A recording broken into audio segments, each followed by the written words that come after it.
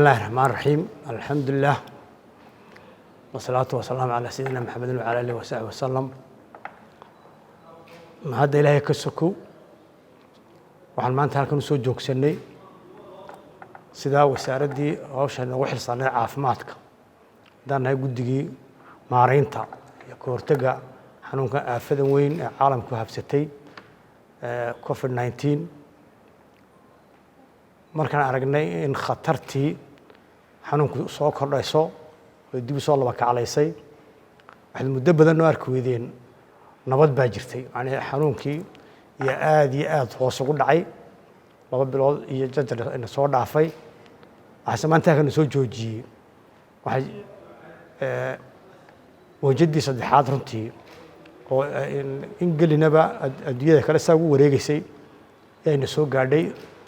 waxayna ka helnaa calaamadihii dadkii maalin walba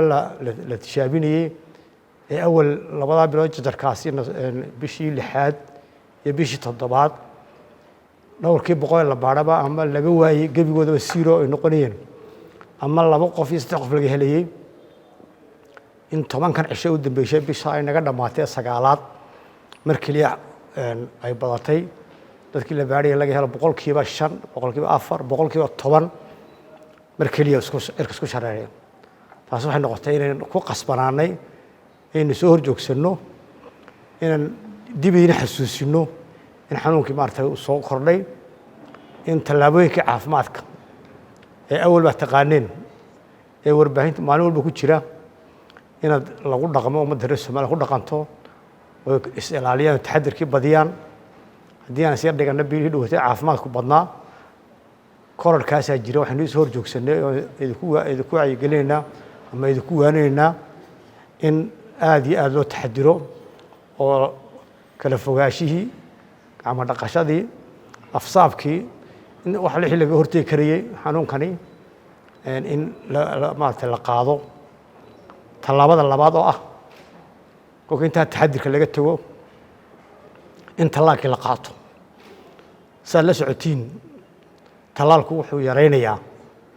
dhibaatada ama caabuqa waddo kugu dhaco xitaa hadduu qof ku dhaco inuu dhibaatadiisu ku yaraanayso la socotaana wadan walba wadanka kale uu ka talaal badnaaday ayuu ka maartay xanuunkii dhibaatadiisa kaga yaraatay ama dhimashada ka yaraatay darteed waa in dadkii hore u qaatay wixii ka dhiman buuxsadaan cidii aan wali qaadano waxaan raash shacabka Soomaaliya ka codsanayna mar haddii man talaalkii yaalo oo dhakhtaradii iyo goobaha caafimaadka intii badneed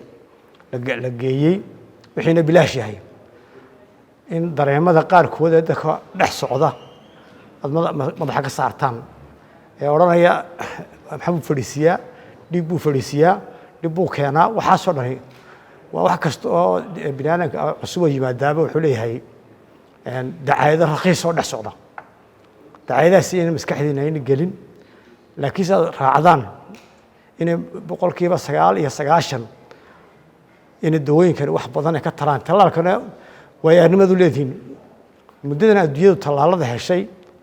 ee laga soo bilaabo 70-nadii in adduunyada tarankeedu wuxuu u laba jeerlaamay ama u dhaatay waxa la helay xanuunadii badnaa carruurta leynayay talaal laga hortagay ayaa la helay markuu talaalkii hirgalay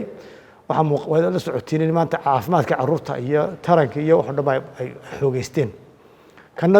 kuyubu kamid ah xanuun kasto yimaadaaba adduunyada ilaahay khubarad iyo dadka binaanka waa shaqeynaya aqoonti waa shaqeynaysa waxa la raadinaya xanuun kasto adduunka yimaada dawadiisii waxa noqotay kaliya in talaal loo helo marka waxaan aad ugu boorinaynaa shacabka reer Soomaaliland inay talaalka qaataan aad baad mahadsantihiin. Assalaamu calaykum wa rahmatullahi wa barakaatuh.